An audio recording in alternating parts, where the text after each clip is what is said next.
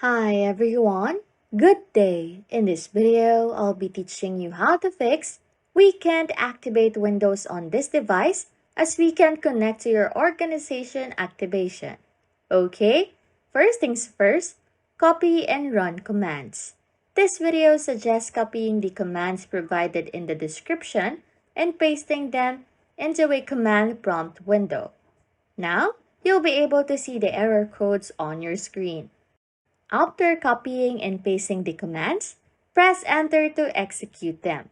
These commands may help resolve the activation issue.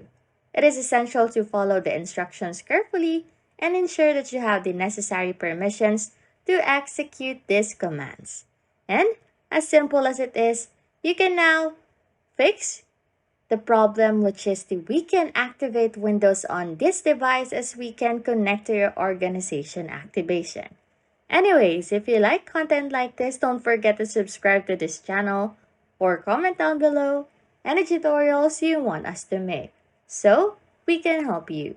And that's it. You can now fix we can't activate Windows on this device as we can connect to your organization activation.